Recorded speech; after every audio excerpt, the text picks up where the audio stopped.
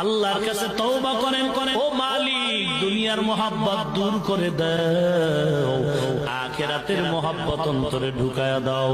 কারণ দুনিয়ার মোহাব্বত নিয়ে যদি কবরে যাও, কবর দুই পাশের মাটির ছাপ আসবে, জাহান্নামের আগুনে কবর ভরে যাবে।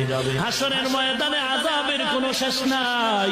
এরে আল্লাহর বান্দা, যুবক, কবির বাবাজি, ও পর্দার আড়ালের মা, টুপির কারণে মাথা নষ্ট না, দাড়ির কারণে সম্মান কমে নাই। আমিও মায়ের সন্তান, কোরআনওয়ালার মা, ও মা, তুমিও মা, কোরআনওয়ালার বাবাও একজন বাবা, তুমিও সন্তানের বাবা। মাদ্রাসায় কোরআন পড়ে সম্মান কমে নাই রে বাবা। দেখো আমগো মাদ্রাসায় খবর নাও, কত র্যাবের ছেলে কোরআন পড়ে, আর্মির ছেলে কোরআনের হাফেজ, ডিসির ছেলে কোরআনের হাফেজ, এসপি সাহেবের ছেলে কোরআন পড়ে। কারণটা কি?